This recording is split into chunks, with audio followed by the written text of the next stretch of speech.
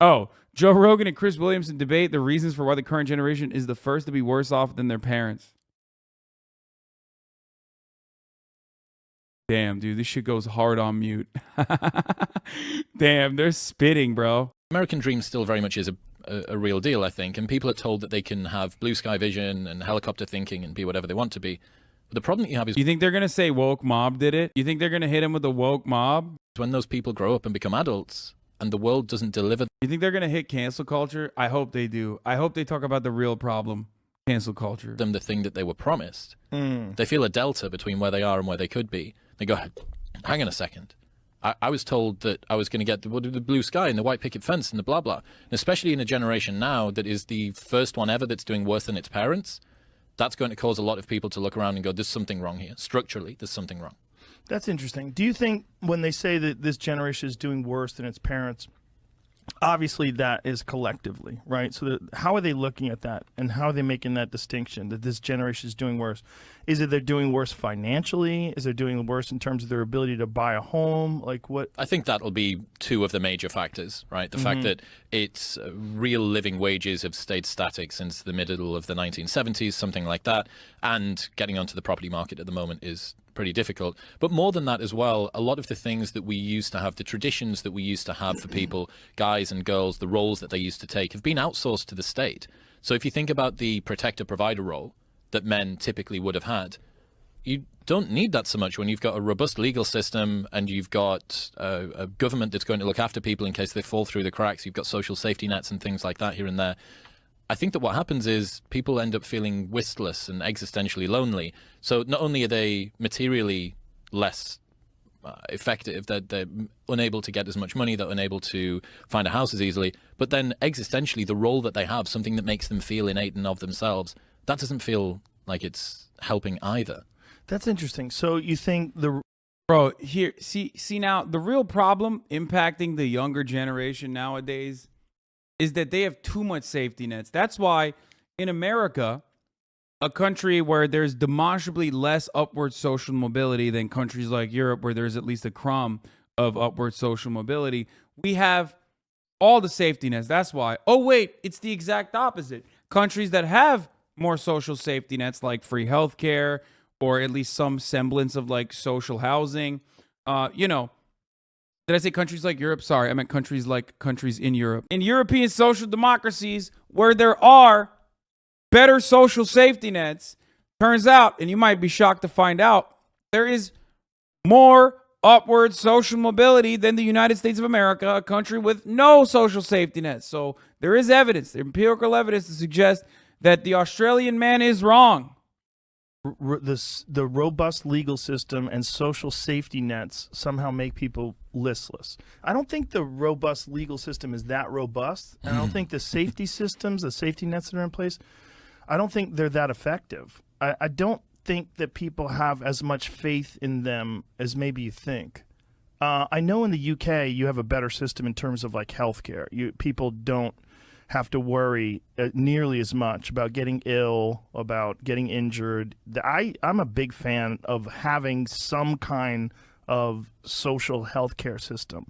And I think people in this country, particularly conservative people, are they're very concerned with the idea of socialism in any form. But I feel like socialism exists already in many forms that we accept, like the fire department. Right, that's clearly like a socialist idea. Like we all pay into it, and it serves everyone. We need it. We all accept it. And we agree to it. Public education, similar. It sucks. It's pretty shitty and ineffective. Why is he doing this? Of course, upon the neighborhood that you live in. This is worse. This is worse than when he's just a fucking douchebag, because this has to be a crime when he makes me believe, okay, for a brief moment, that inside of that thick, dense, ape-like skull is a brain. When he hits that fucking lib arc shit, it hurts me more, okay? I feel like I'm a victim. It makes me believe again that deep down inside, you know what I mean? Like there's a man out there who does have like rare moments. Some neighborhoods have good public systems of education, but in terms of like a social safety net, like this, it's not that good. Like in America, I don't think I think in the worst case scenario, the worst worry is that a social safety net encourages people to not be ambitious and encourages people to like that's what people were concerned with when it came to things like universal basic income, right? They were concerned that it was going to alleviate people's ambition. And on the best case scenario side, what I was like looking at it with rose-colored glasses. I was like, maybe it'll encourage people to go out and do something they actually want to do for a living, and having their basic needs taken care of, like food and shelter. Like maybe that will he's seeing it. He's seeing the truth. Give them whatever extra motivation they need to go out and do a thing that they really want to do, whether it's create music or become a painter or whatever the fuck it is. Do you think that's the way that people are going to lean? I think you have to have that in you, unfortunately. I think I know people that are just not fucking ambitious. They're just lazy. And if they didn't have any social safety net, maybe they would develop some discipline. But if there is a social safety net, they don't. And the thing... What? Bro, that is a wild fucking take. That's an insane take, brother. That is an insane fucking take. First of all, the argument unironically revolves around like, yeah, they should die. If people have no ambition, they should just fucking die. No, the second part of that argument is true, okay?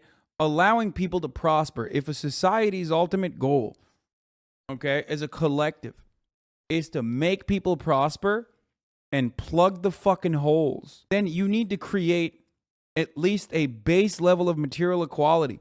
Have some of these fucking needs met. Because you don't know if the dude growing up in fucking O Block, if given the opportunity, is going to become the next fucking NASA scientist. You just don't know. Right now, we have no way of knowing. We haven't tried it. We will never try it. As a matter of fact, that inequality is literally built into the system. And there are still plenty of people that come from backgrounds such as that overcome that incredible amount of structural inequality. So clearly there are plenty of fucking people there. I mean, even, dude, Kia Boys is a great fucking example of this, right? These are like 14-year-olds that steal cars regularly, okay? These are like 12-year-olds, 13-year-olds, 14-year-olds that are stealing fucking cars nonstop. They are so proficient. They're so good at stealing cars and driving it like fucking psychos. And it's like, that's what happens when you are rudderless. That's what happens when you do not have. That's what happens when you have a lot of initiative, because it does still take initiative to be able to fucking steal a car. Okay? Not laziness. Problem is they have nowhere to have their ambitions expressed. No one is fucking steering them towards something that's productive. Socialists encouraging theft, nothing new. Yeah, no, I know. Well, ironic, because the entire worldview of socialism or Marxism unironically revolves around the real theft that occurs in the form of wage theft, and stopping that by redesigning the economic organization of society so it will benefit people like you, dangerous individual, who probably is a worker and will remain a worker for the rest of his fucking life. The writer grew up and lived in the Netherlands, fantastic social mobility, first generation immigrant parents making minimum wage, living in a terrible neighborhood, still was able to go to university and now make $150K a year. At 23, doing 3D design, working 12 hours a day, 7 days a week because I enjoy it so much. Probably wouldn't be possible in the US. So the point I'm trying to make is that, like, I'm not pro car theft, obviously. Those dudes, under different circumstances, those kids, under different fucking circumstances, would be using that ambition, that initiative for something productive. That's my point. But when a society has these kinds of systemic failures, then they just end up getting in the system early on, and then they're destined for a lifetime of slavery within the prison system, within the criminal justice system. Why? Because they were born in the fucking wrong neighborhood. They had no control over that. Neither did you. An adequate society with adequate social safety nets would make sure that every single individual at least has the capacity to truly exercise their best skill set. That is how we all prosper. Except society is literally designed in a way to ensure that there is an underclass. The thing that you were talking about earlier, like this, there is a problem with generations that feel entitled. and they're given this there's this attitude, there's a sort of overwhelming idea that the government is responsible for you in a certain way, and if you're not doing well, the government has fucked you over. The government, it's your fault. And then people start looking to people that have a lot, like they start looking to billionaires, and they're like, we need to tax them. We need to tax these billionaires. And, you know, like there's people out there that are calling for a 90% tax of billionaires, which I always feel like is at the very least what they're trying to do. Some of them, for sure, are just putting on a show. They're just saying that because they want their constituents to go, yeah, they're fighting for us. They're fighting for the working class. Like, are they? You know, I'm not sure they are. I think they're bullshitting. And I think that capitalism is a game. And whenever you're going to have a game, you're going to have people that are like weekend players that go out there and put a little bit of effort into, and they're kind of okay at basketball. And then you're going to have Michael Jordan. Okay, but like, there's a fuckload of people that are basically enslaved, destined for a lifetime of wage slavery that make sure that game fucking works. And the game itself is rigged. Sports analogies are always so funny because it's like the closest we can ever arrive at a meritocracy, a meritocratic approach, right? Even then, class and you know, so many other factors, especially probability, as always, as is the case in our lives, in every facet of our lives. Probability is a significant factor. And also, Michael Jordan is such a funny fucking example because, like, literally a genetic anomaly. You know what I mean? Same with fucking LeBron James. Like, it shouldn't take to be a fucking genetic freak anomaly to survive. It's wild.